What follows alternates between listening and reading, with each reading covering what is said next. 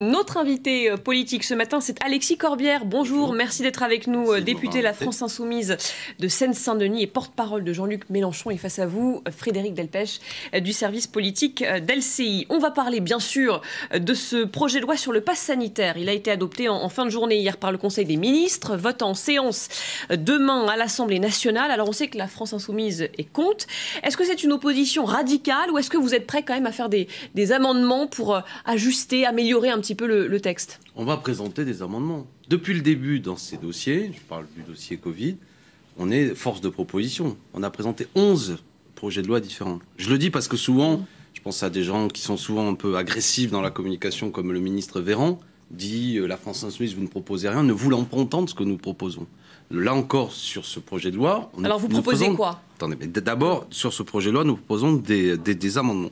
Que dit le texte? Fondamentalement, qu'est-ce que c'est qui est le plus important? C'est qu'il veut mettre en place, en vérité, même s'il y a une forme d'hypocrisie, une vaccination obligatoire. C'est-à-dire que si vous ne vous vaccinez pas, l'ensemble de la vie courante vous sera quasiment interdit. Donc ce que nous allons proposer, nous, c'est des amendements notamment qui visent à empêcher cela, empêcher le fait qu'on vous licencie tout simplement, parce qu'à ce stade, vous avez des questions que vous posez par rapport à la vaccination et il y a une menace qui pèse sur certains salariés. Et nombre de questions vont là-dedans. Et puis après, nous continuons à proposer, et peut-être qu'on va venir dans nos échanges aussi, des propositions comme quoi, que ce soit des purificateurs d'air qui soient généralisés dans nombre de lieux pour qu'on ait des alternatives à ça, éviter éventuellement qu'on se retrouve tous après avoir dit qu'il faut faire attention à se concentrer dans les transports en commun. Je ne sais pas si vous l'avez pris dernièrement, le métro à Paris. Souvent. On est serré dans le métro. C'est un des paradoxes. C'est-à-dire qu'on a un président qui est très martial, mais dans la vie courante des gens, aucune mesure n'est prise pour aller travailler, pour circuler, pour être en sécurité. Pardon. Pour être très précis et très clair sur le texte, qu'est-ce qui vous pose problème? L'ensemble du texte où on va décortiquer, est-ce que c'est la vaccination obligatoire pour les soignants, l'élargissement du pass sanitaire ou l'isolement des malades? Est-ce que les trois vous rejetez ou il y a une mesure qui vous paraît la plus... On est opposé à ce que vous venez d'écrire, mais d'abord, pour clarifier le débat, parce que le débat il est compliqué, nous ne sommes pas opposés à la vaccination. Que les choses soient claires, sans ramener les choses à ma personne. Moi, je suis vacciné. Vous êtes tous vaccinés dans le groupe Oui, j'invite mes proches à se vacciner, mes enfants, sans rentrer dans le détail, et mes amis, etc. Il faut se vacciner. Maintenant, une fois qu'on a dit ça, il y a beaucoup de nos concitoyens, pour des tas de raisons, et qui ne sont pas des gens furieux, qui ne sont pas des gens obscurantistes. Il peut y exister, bien entendu, des gens après qui partent dans des théories plus compliquées, mais qui ont des réticences, qui hésitent, etc. Et c'est pas d'un seul coup. Après avoir dit l'inverse, je tiens à rappeler d'abord que ce qui dégrade aussi le climat, c'est que le président de la République et les responsables politiques ont répété qu'il n'y aurait pas de vaccination obligatoire. D'un seul coup, on a un président de la République qui a pris la parole il y a quelques jours pour mettre en place une forme d'obligation. Ben oui, mais il s'adapte aussi à une situation qui parfois nous échappe, ce variant Delta qui finalement est extrêmement contagieux. Est-ce qu'il ne faut pas justement s'adapter un peu au jour le jour? Ce virus, on le maîtrise encore mal. Est-ce que c'est pourquoi il faut rentrer dans le détail. Il faut rentrer dans le détail. Qu'il faille s'adapter, oui, mais ce gouvernement ne s'est pas beaucoup adapté. Je rappelle qu'il a couru derrière les événements plus que véritablement il a pris la main. Et Jean-Luc Mélenchon a fait une conférence de presse assez longue là-dessus. Que les choses soient claires, parce que c'est facile de dire on s'adapte. Est-ce qu'on veut rentrer dans une société du contrôle permanent, du contrôle renforcé? Est-ce que des responsables de restaurants, de bars sont habilités, est-ce que vous pensez ça, à vous demander votre pièce d'identité, à vérifier si vous avez avec vous un certificat de vaccination, à dire à un groupe de 6 personnes, madame, vous partez parce que vous n'êtes pas, mais vous restez, etc. C'est ça qu'on veut mettre en place? Est-ce que cette société... Donc pour vous, est-ce qu'il faut que ce soit l'État, par exemple, qui procède à des contrôles ou il ne faut pas de contrôle du tout de passe sanitaire? Mais il faut aller vers une conviction d'abord et travailler véritablement pour que les gens se vaccinent plus, vérifier à quel endroit il y a des résistances, pour quelles raisons il y a des résistances. Vous avez vu que la méthode, elle marche à 4 millions de rendez-vous pris pour des vaccinations depuis les annonces d'Emmanuel Macron. Et je vous annonce d'ailleurs que c'est le système stop and go. Après le coup de trouille qui a eu généralisé, aujourd'hui, je ne sais pas si vous cherchez à vous vacciner, les délais sont extrêmement longs. Je connais quelqu'un qui a besoin de se vacciner là pour son travail et qui se retrouve, c'est une personne qui habite dans le sud de la France, à devoir aller dans une autre ville pour se faire vacciner parce que tout est saturé à l'heure actuelle. Alors évidemment, le président de la République peut dire c'est 700 000, je crois, rendez-vous qui ont été pris après sa communication, mais ça ne règle pas le problème d'une saturation du système de vaccination qui n'arrive pas même concrètement, c'est aussi un des problèmes, à répondre à la demande présidentielle, si je puis dire. Donc on est là quand même quelque chose qui marche sur la tête. Et je perds le fil de nos échanges. Vous dites en gros, est-ce qu'il faut vraiment renoncer totalement à un pass sanitaire ou il faut que ce soit l'État qui procède à des contrôles? Mais il faut, si on est comme moi, convaincus que la vaccination sert à quelque chose. Posons-nous la question de qui ne se vaccine pas ou pas bien. Moi, je suis élu de Seine-Saint-Denis. J'observe qu'en Seine-Saint-Denis, il y a moins de vaccination. Mais j'observe aussi qu'en Seine-Saint-Denis, il y a plus de gens qui sont en situation sociale défavorisée, qui sont éloignés du système de santé de manière générale, hein, que ce soit pour les enfants, la vue dans les écoles, on n'a pas de médecins scolaires, etc. Donc peut-être qu'il faut aussi se poser la question d'avoir des centres de vaccination un peu plus ciblés dans les endroits où il y a moins de vaccination. Par exemple, il faut convaincre, et progression, quand même, on est sur un taux de vaccination qui ne cesse d'augmenter depuis des mois, et pas raconter... La majorité des Français a reçu une première dose. Oui, ça progresse, ça avance. On a parlé, par exemple, on a désigné, certains se sont permis de les montrer du doigt comme étant responsables du problème. Nos personnels de santé sont quand même assez vaccinés et ils le sont beaucoup plus que la moyenne et cela progresse. Pas suffisamment. Pas suffisamment. Pour quelle raison pas suffisamment? Parce que aussi, premièrement, ça prend du temps. Les chiffres sur lesquels on a parlé bien souvent n'étaient pas des chiffres toujours très rigoureux. Il y avait des chiffres de l'assurance maladie qui ne tenaient pas en compte des vaccinations des personnels soignants. Donc vous êtes contre la vaccination obligatoire des soignants? Oui, mais la vaccination obligatoire ça n'existe pas, la vaccination obligatoire. Il y a d'ailleurs quasiment personne. Non, mais il y a personne qui la met en place. Il y a aucun pays démocratique qui met en place la vaccination obligatoire. Vous allez licencier des gens parce qu'ils ne sont pas vaccinés. Tout ça n'est pas sérieux. Donc vous votez contre le texte à ce stade, et oui. vous en appelez au Conseil constitutionnel. Oui. Alors pourquoi? Qu'est-ce que va dire de plus le Conseil à votre avis? Parce que nous pensons qu'il y a des libertés publiques fondamentales qui sont remises en cause et que le Conseil constitutionnel doit se prononcer là-dessus. Pour que nous puissions le faire, il faut qu'il y ait 60 députés. Vous le savez, la France... Le PS a dit oui aussi. Alors, on va travailler avec eux. Nous avons fait cette proposition. Oui. Et si nous arrivons à réunir le nombre de députés suffisant, nous allons saisir le Conseil constitutionnel. Car nous pensons, je vous le dis, que sur des questions de liberté fondamentale que j'évoquais tout à l'heure, à savoir que cette société du contrôle permanent qui est mise en place, où des gens qui ne sont pas habilités devront vérifier l'identité, tout ça ne tient pas. Les motifs de licenciement de nombre de gens, parce que certains employeurs seront en capacité de demander à leurs salariés de se vacciner, tout ça ne correspond pas selon le Conseil d'État a dit que ça tenait quand même. Hein. Le Conseil d'État a donné un avis on va voir ce que dit le Conseil constitutionnel. Est-ce que vous trouvez logique, malgré ce qu'a dit le Conseil d'État, qu'il faut être d'une grande prudence? Par contre, quand il s'agit d'aller travailler ou de consommer, ça, il n'y a plus de problème. La décision du Conseil d'État qui nous dit qu'on peut aller dans les supermarchés pour consommer ou sur notre travail, moi je ne comprends plus tout ça. Donc ça mérite quand même une discussion du point de vue du droit. C'est aussi le sens de notre saisine du Conseil constitutionnel. Mais c'est d'abord une discussion politique qu'il faut avoir. Et je prends les Français à témoin. Moi je comprends que les Français soient vaccinés majoritairement, mais il faut entendre que nous sommes une société où certains, pour toute une série de raisons à ce stade, ne sont pas encore tout à fait convaincus. Il faut convaincre. Et voulons-nous cette société que j'ai décrite tout à l'heure, où toute une série de gens sont dans l'autocontrôle permanent, sont dans l'exclusion de certains. Les policiers n'ont pas obligation de se vacciner, mais ils pourront vous mettre une verbalisation si vous n'êtes pas vacciné, etc. Vous parlez du... Pardon. Allez-y. Vous pensez qu'il y aura une fronde des Français contre ce texte dans l'application au mois d'août? Moi, je crois qu'il y aura... Ça va buter sur des questions concrètes. Donc, il y a une colère qui est en train de monter.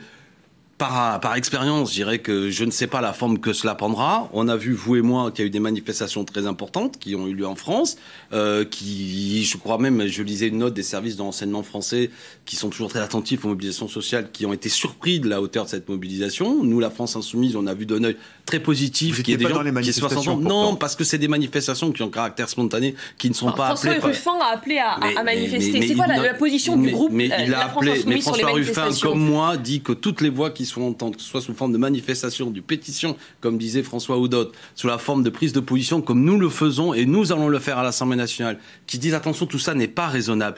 Mais en disant les choses clairement, telles que la note du renseignement français le dit, attention, ne caricaturons pas ceux qui sont dans la rue, comme quoi ces gens sont contre la vaccination, ils sont contre les mesures d'obligation qui sont mises en place. Vous, à la France Insoumise, vous appelez les personnes à manifester contre ce passage? Si certains jugent que la manifestation, qui est quand même un droit fondamental, est une manière de se faire entendre, pourquoi je serais contre eux? Maintenant, je mets en garde parce que je connais... Voilà, monsieur Frédéric Delpech. Je connais la société de communication dans laquelle nous sommes. Il y a eu des propos intolérables dans certaines manifestations. Des amalgames avec la Shoah, notamment. Bien entendu, que nous disons tout ça, non seulement est insupportable, mais en plus est totalement contre-productif. C'est-à-dire, et le gouvernement, avec gourmandisme, et ça en avance. C'est-à-dire, c'est toujours pareil. Plutôt que de discuter sérieusement, de dire attention, ce que vous mettez en place n'est pas des mesures qui permettent de rassurer les gens, qui permettent de convaincre. Votre parole, d'ailleurs, publique, là je m'adresse au gouvernement, est dégradée, et c'est vous qui participez aussi à la méfiance qui est en place. Est-ce que vous n'y participez pas aussi quand vous parlez d'une forme d'autoritarisme? Est-ce que vous ne participez c'est de l'autoritarisme. Pas à une forme de méfiance aussi? Non, mais ça, c'est pas... Attendez, on a le droit de dire que c'est de l'autoritarisme, que le président de la République, je n'en fais pas la liste, après avoir déclaré qu'il n'y aurait pas de vaccination obligatoire, prend la parole il y a quelques jours pour dire que désormais ce sera comme ça. Oui, ça, c'est de l'autoritarisme. Donc on est dans une dictature sanitaire comme on peut l'entendre. Non, mais ça n'a, c'est pas on n'est pas une dictature en France, mesurons les mots. Mais il y a un autoritarisme. Et il y a aussi, comment dirais-je... pourraient y voir non, mais il y a aussi un grand amateurisme et médiocrité de la part de ce gouvernement. Je rappelle accessoirement que les mêmes nous expliquaient qu'il fallait pas porter de masque il y a quelque temps. Les mêmes, la porte-parole du gouvernement avait dit que le masque c'était dangereux. Les mêmes après nous ont expliqué, rappelez-vous le chaos qu'il y a eu sur la vaccination. Et puis on pourrait continuer les sujets. Le même président de la République nous avait dit qu'il faudrait que le vaccin soit bien commun de l'humanité. Et quand il y a eu une réunion de l'Organisation mondiale du commerce il y a quelque temps, Emmanuel Macron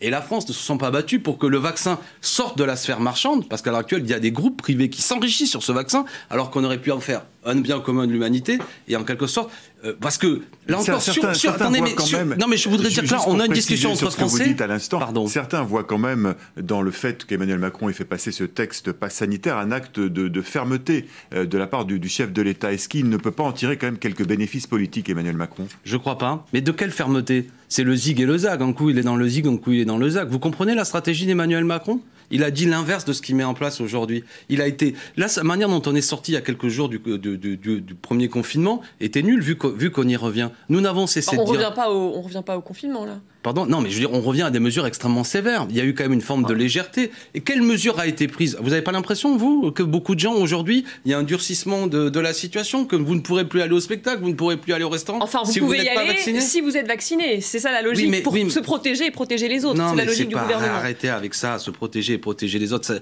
ça ne fonctionne pas comme ça. Oui, c'est le but du vaccin, mais le vaccin peut aussi, vous pouvez être vacciné et faire circuler le virus. Bon, donc c'est un peu plus compliqué que ça. Et par ailleurs, ce qui n'a pas été bien organisé de la part du gouvernement, c'est l'évolution et le variant Delta. Non, mais il y a de la part d'Emmanuel Macron, effectivement, une grande confusion. Et pour terminer, pour le dire peut-être sur ce dossier, c'est que le paradoxe, c'est que quels moyens supplémentaires ont été donnés à notre hôpital public depuis maintenant 1 an et demi qu'on est dans cette situation? Aucun. Y a-t-il des lits de réanimation supplémentaires? Non, mais c'est le fond du sujet. C'est-à-dire que ce que tout le monde a réclamé, les personnels soignants que l'on considère aujourd'hui avec beaucoup, je trouve, de légèreté de la part de ce gouvernement comme étant soi-disant des irresponsables parce qu'ils ne sont pas tous encore à 100% vaccinés, nous explique surtout que les conditions de travail dans lesquelles ils sont et dans lesquelles les amis du gouvernement restent tout à fait détestables. Est-ce que dans ces conditions, Jean-Luc Mélenchon est en campagne présidentielle, il tient des meetings régulièrement, est-ce que dans ces conditions sanitaires difficiles, Jean-Luc Mélenchon peut continuer à être en campagne présidentielle, ce qui n'est pas trop tôt?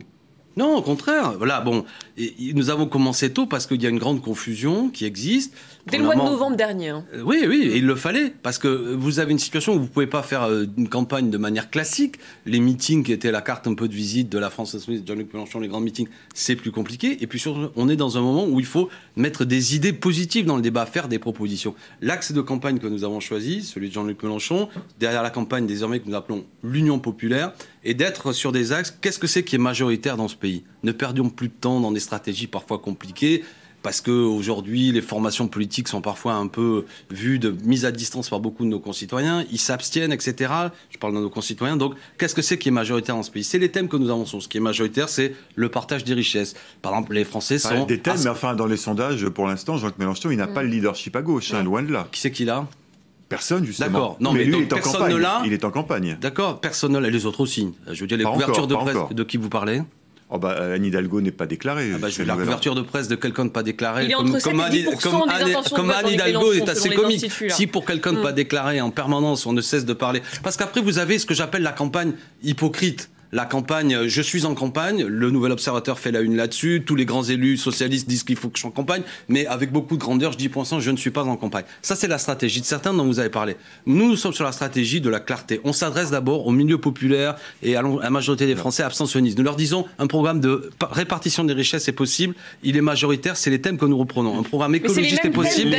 Oui, c'est ça qui sont majoritaires. Comme vous l'avez dit, non, là, vous l'avez dit, et je termine sur, nous sommes les seuls à proposer à ce stade un passage en 6e République, parce que le fond du problème, c'est la crise institutionnelle et l'abstention de masse. Personne ne doit banaliser le fait que 70% de Français votent concrètes. Il y a les 500 signatures. C'est pas concret. Les 500 signatures, la dernière fois, vous aviez le soutien du Parti communiste. Là, c'est pas le cas, il y a une candidature communiste. Est-ce que vous avez des difficultés pour l'instant à réunir les 500 signatures? Le travail est fait et à ce stade, au moment où nous parlons, on est beaucoup plus avancé que ce que nous étions il y a 5 ans. Est-ce qu'il n'est pas un peu dans une mauvaise passe quand même? Alors, il y a eu ces perquisitions, on se souvient, les images avaient beaucoup tourné en 2018. Il y a eu cette phrase aussi là qu'il a sortie en juin sur un grave incident où un meurtre écrit d'avance qui surviendrait avant l'élection, ce qui lui a valu des critiques de complotisme. Est-ce qu'il traverse un peu une mauvaise phase? Vous y croyez vraiment à une possible victoire de Jean-Luc Mélenchon? Bien sûr. D'ailleurs, la passion qui est mise à, comment dirais-je, exacerber chacun de ses propos, les déformer, les caricaturer, montre bien que c'est quelqu'un qui dérange, on va dire, de nombre de gens, de forces politiques, y compris des puissances d'argent, qui ne supportent pas la parole que nous tenons. Mais vous l'avez dit vous-même, les thèmes que nous portons dans la campagne présidentielle de cette année sont peu ou prou les mêmes que ceux d'il y a 5 ans. On avait réuni 7 millions de voix, près de 20% de nos concitoyens s'étaient retrouvés là-dedans. Ceux qui avaient voté, si vous avez aimé le Mélenchon 2017, vous adorez le Mélenchon 2022. Il a 5 ans d'expérience de plus, il a un groupe parlementaire avec lui. Il n'y a aucune chance que Jean-Luc Mélenchon s'efface derrière un autre candidat qui serait devant dans les sondages, à gauche. Il sera candidat coûte que coûte. Mais c'est ça, la vie politique, oui, il sera. Les idées que nous portons devront être coûte que coûte dans la campagne, et Jean-Luc Mélenchon est le meilleur pour les porter. Ce que nous ne ferons pas, c'est d'un seul coup faire croire que, alors que nous sommes convaincus de la pertinence de nos idées, on se retrouve derrière tel ou tel candidat dont on ne connaît pas le programme. Je voudrais terminer sur un argument, cher Frédéric Delpech, c'est que beaucoup de gens que vous avez cités tout à l'heure, soi-disant, dont on ne cesse de parler, n'ont pas de programme. Et je dis aux Français qui nous regardent, méfiez-vous des candidats et des candidates qui n'ont pas de programme. Parce que si leur seul programme, c'est mon visage et ma belle frimousse, ça ne marche pas comme ça. Et moi, je dis malheur à ceux qui croient que c'est uniquement dans une opération de communication qu'on va battre Emmanuel Macron ou éviter que Mme Le Pen prenne le pouvoir, parce que c'est ça qui m'obsède. Emmanuel Macron, on ne pourra l'emporter face à lui qu'à la loyale, en mobilisant des millions de Français majoritairement sur ce qui fait leur quotidien. Les gens veulent une meilleure rémunération. Les gens veulent que la planète ne soit pas saccagée par ce système économique. Et les gens veulent surtout un système plus démocratique. Et je vous remercie de m'avoir invité. Alexis Corbière, merci d'être venu sur notre plateau ce matin sur LCI. Merci. Allez, il est 8h45, on fait le point sur l'actualité avec Catherine André. On commence donc bien sûr par ce pass sanitaire adopté hier en Conseil des ministres.